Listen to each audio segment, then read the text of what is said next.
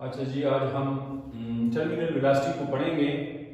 First year physics में fluid dynamics का ये टॉपिक है कि कोई पार्टिकल जब कोई रेजिस्टिव मीडियम में पड़ता है तो उसकी टर्मिनल वेलोसिटी किस तरह गेन होती है।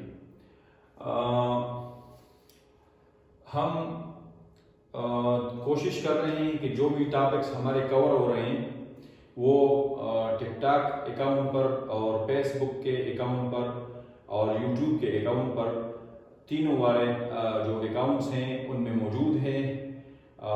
कहीं से भी आप इस टॉपिक को बआसानी देख सकते हैं। हमारा जो टॉपिक का दौरानिया होता है वो हम कोशिश करते हैं कि शाम के वक्त में अपलोड करता हूँ और ज़्यादा से ज़्यादा 3-4 मिनट या 10 मिनट से ज़्यादा नहीं होते, छोटे छोटे टॉपिक्स होते हैं और मैं कोशिश करता हूँ कि वो आसानी के साथ बच्चों के उसके स्टैंडर्ड के मुताबिक हो, मतलब उसकी जो जहन का लेवल है उसके मुताबिक मैं बोल सकूं और मुश्किल लैंग्वेज इस्तेमाल नहीं करता, उर्दू इस्तेमाल करता हूं और आसानी से के साथ जो कैलकुलेशन होती है उसकी वजाहत करता हूं।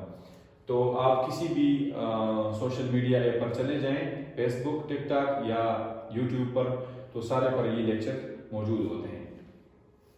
ये वो कांस्टेंट मैक्सिमम वेलोसिटी होती है किसी भी बॉडी की जो कोई रेजिस्टिव मीडियम में मेंटेन करता है या वो ऑब्जेक्ट फॉलिंग के थ्रू अटेन करता है और एक रेजिस्टिव मीडियम में, तो इसको हम टर्मिनल वेलोसिटी कहते हैं।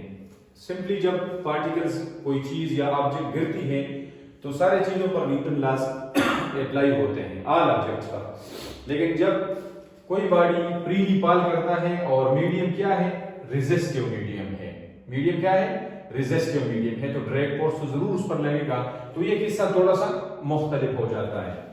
मुख्तलिफ इस तरह हो जाता है कि क्योंकि जो नेट फोर्स होता है ये इस पर डिपेंड करता है। इसके मुकाबले में अगर हम वैक्यूम में देखें तो वहां पर सिर्फ ग्रेविटी होती है, लेकिन रेजिस्टिव मीडियम में वहां पर ये सिर्फ Fg पर डिपेंड करता है, इधर ये नेट फोर्स पर डिपेंड करता है। तो नेट फोर्स इस केस में जब हम कोई कंसीडर करते हैं स्फेरिकल बॉडी को जिसके लिए ड्रैग फोर्स ये है 6 पाई ईटा आरवी, v इसकी वेलोसिटी है, a एक्सेलरेशन है और g mg जो है इसका वेट है। लेकिन जब ये थोड़ा फासला तय करती है और ये टर्मिनल वेलोसिटी गेन करती है तो फिर नेट फोर्स अलग हो जाता है। नेट फोर्स हम इस तरह लिखते हैं, F net force is the g Fg minus Fd, यानी ग्रेविटेशनल पुल और जो वेट है और जो ड्रैग फोर्स है ये। तो इस इक्वेशन में हम ma और mg और इसको पुट करके ma mg minus 6 pi eta RV को लिखते हैं। ठीक है, तो a 0 हो गया। जब a 0 हो जाता है, क्योंकि हम कहते हैं कांस्टेंट मैक्सिमम वेलोसिटी, तो वहां पर तो a 0 हो जाता है। तो यहाँ पर m into 0 ये पूरा वेक्टर 0 हो गया, mg और 6 पाई ईटा आरवी रह गया। तो इसको हम मसावात के एक तरफ और दूसरी तरफ लिख लेते हैं और v टर्मिनल को हम इससे निकाल लेते हैं, तो mg divide by 6 pi eta RV. अब हम मास को लेते हैं, यानी डेंसिटी हम इस तरह डिफाइन करते हैं, मास ओवर वॉल्यूम। तो m लिखा जाता है रो इनटू v और ये स्फेरिकल बॉडी की जो वॉल्यूम होती है वो 4/3 पाई r क्यूब के बराबर होती है। तो और ड्रैग ये वाला जो मास है, अब इसमें हम इक्वेशन में ये वॉल्यूम की जगह लिख लेते हैं, तो 4/3 pi r and rho and r cube हो गया इधर। तो इसको उठाकर हम इस इक्वेशन में, इक्वेशन नंबर 1 में लिख लेते हैं m की जगह।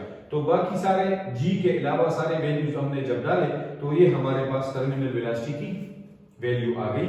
यहाँ पर रो डेंसिटी है ऑब्जेक्ट की, ये रेडियस r है और g acceleration due to gravity है और ये ईटा जो है कोएफिशिएंट ऑफ विस्कोसिटी है। और ये एक मिसाल है, मिसाल के तौर पर एक पैराट्रूपर जब जहाज से छलांग लगाता है तो उसकी जो टर्मिनल वेलोसिटी होती है वो 54 मीटर पर सेकंड होती है।